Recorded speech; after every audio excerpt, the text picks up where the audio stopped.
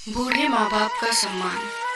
किस तरह हमारे माँ बाप बचपन में अपनी सारी खुशियों को त्यागते हुए हमें पालते हैं, बड़ा करते हैं और हर बात का अच्छी तरह से ख्याल करते हैं और कभी भी अपने बच्चों से दुखी भी नहीं होते हैं और यहाँ तक कि उनकी हर शरारत और परेशान करने वाली बातों से तंग नहीं होते हैं, बल्कि उन्हें हर हाल में अच्छे बनने की राह में चलना सिखाते हैं।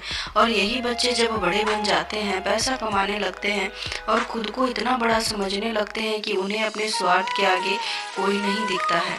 ऐसे में उनके वही माँ बाप बोझ भी लगने लगते हैं और बुढ़ापे में माँ बाप की सेवा करने और उन्हें खुश करने के बजाय उनमें ही दोष निकालने लगते हैं। ऐसे संतान होने ना होने के बराबर ही होते हैं जो बुढ़ापे में अपने माँ बाप की सेवा नहीं कर सकते हैं, दो वक्त समय निकालकर उनके साथ कुछ पल नहीं बिता सकते।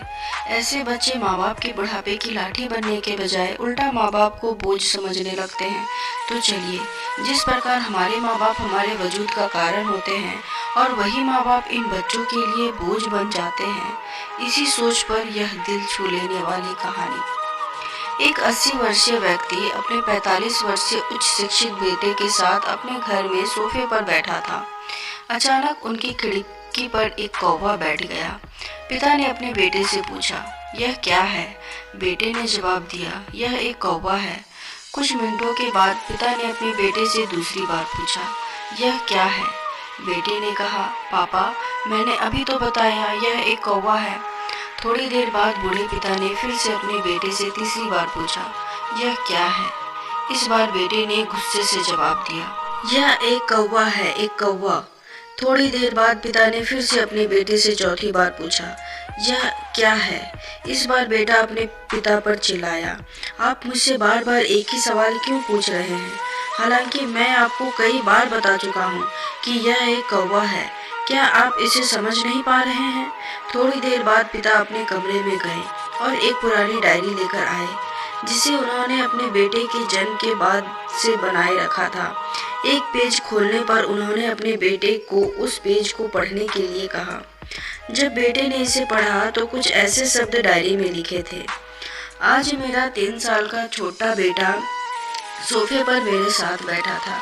जब खिड़की पर एक कौवा बैठा था, मेरे बेटे ने मुझसे 23 बार पूछा कि यह क्या है और मैंने उसे 23 बार जवाब दिया कि यह एक कौवा था। मैंने उसे हर बार प्यार से गले लगाया और उसने मुझसे 23 बार फिर से वही सवाल पूछा। मुझे इस बात से बिल्कुल भी चिढ़ नहीं हुई।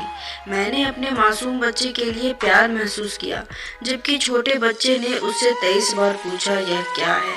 पिता को 23 बार पूछे सवाल का जवाब देने में कोई परेशानी नहीं हुई और आज जब पिता ने अपने बेटे से सिर्फ 4 बार यही सवाल पूछा तो बेटे को चिढ़ और गुस्सा महसूस हुआ। इसे पढ़कर उस बेटे को अपने किए गए व्यवहार का पता चल गया था, जिसके चलते अब वह मन ही मन बहुत ही शर्मिंदा हो रहा था। शायद उसे अब किए गए अपने बूढ़े पिता के प्रति व्यवहार पता चल गया था। इसलिए यदि आपके माता पिता जब बुढ़ापे में होते हैं, उन्हें ना तो पीछे छोड़ें और ना ही उन्हें एक बोझ के रूप में देखें, बल्कि उनके साथ एक दयालु शब्द बोले, शांत, आज्ञाकारी, विनम्र और उनके प्रति दयालु बने। अपने माता पिता के प्रति विचारशील रहें।